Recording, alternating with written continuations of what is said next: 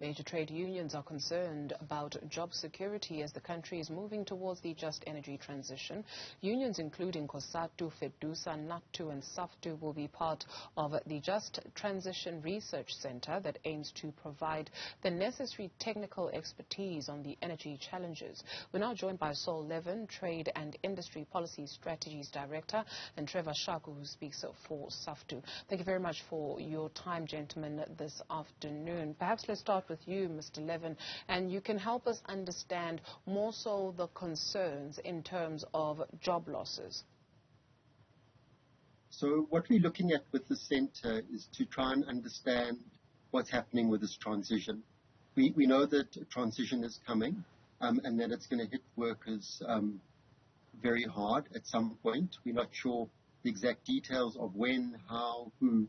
So what we're trying to do with this research centre is to better understand the transition as we move towards a low-carbon economy. What will be the impact of closing coal-fired power stations? What is going to be the impact of changes in, for example, transport systems, agriculture, and what opportunities may exist from green industrialization, new mining opportunities in critical minerals, and also possibly green hydrogen. So there's a lot that's going to be happening over the next, say, 20 years or even 30 years. And what we're looking at with this research center is working, with the unions, directing the research program in order to better understand these key issues from a worker perspective and from a union perspective. Mr. Shaku, by taking part in this development or in this research attempt, is that an admission that indeed change is inevitable, or the winds of change will blow in certain industries where your workers will be directly impacted? If so, what is it that you would like to understand from this engagement? Look, indeed, the fact that transformation has to take place is undeniable, especially insofar as the climate catastrophes have been occurring not only in South Africa but across the world, and that requires us to be able to move to a renewable powered economy. And in this instance, we know that capitalism and mostly the productive sectors are powered. They need energy, and in order for us to be able to have these economies not necessarily affected direly by the changes that occur, we need to prepare ourselves. And this, of course, means that the labor, organized labor in particular, has to prepare, because, the process of this transition is a contested terrain. It's a contested terrain on the part of business and on the part of government and on the part of ourselves, because all of us have got, I would imagine, the same goal, and that is to see the levels of fossil fuel intensiveness reduced in the economy and eventually moving to a zero carbon economy. And that requires us to be able to position ourselves properly, and this research center will help us in preparing for all of that, starting from the electricity and energy sector in particular, We already see changes that are underway, and there is going to be changes in the labor market itself. And what are trade unions going to be able to put on the table? The Labour Research Center that will be focused on just transition will be important to ensure that we are ready to debate using technical expertise that will be provided from there on, not just using rhetoric, but using technical expertise, because in the context of this, the conditions of workers will have to change, reskilling will have to take place. And all of that, in our view, requires to be undergirded by a substantive research. And in this instance, this research center, in our view, would come in handy. Sure. Mr. Levin, with what Mr. Shaku is outlining, what is the understanding of how currently it works, right? So we've got solar panels that have been introduced, for instance. Are those made in South Africa, or are we importing them? Are we importing not just what is the term for it?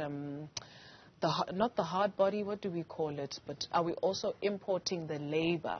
And so are we just importing not only labor, but are we also importing the likes of the solar panels, the finished products, etc.? What is the understanding there? So when we're looking at this transition, we obviously want to not only understand how it will impact on workers, but where the opportunities will be. So if we look at all of these sectors, there's opportunities for localization. At this stage, we do have some companies that make solar panels. There's a lot that's being imported, but we're also importing a vast amount of batteries.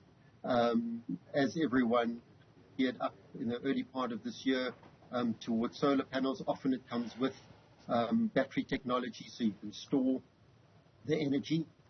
So we have the minerals, we have the technical know-how, and we have companies and workers that know how to do these things. So what we can develop that value chain, but we have to do it in a way that's competitive, because there's players out there, particularly in China, that have been doing this for a couple of years now. They've built up the expertise. They're already getting the economies of scale. So there's a lot that we need to do, and we need to better understand how the value chain works, where the opportunities are. So we are importing a lot, but that doesn't mean in the future we need to continue importing. What we can see by the imports is that there's definitely demand in the country for these products. So what that requires then is, how do we start getting more companies to make these products and to get into those spaces.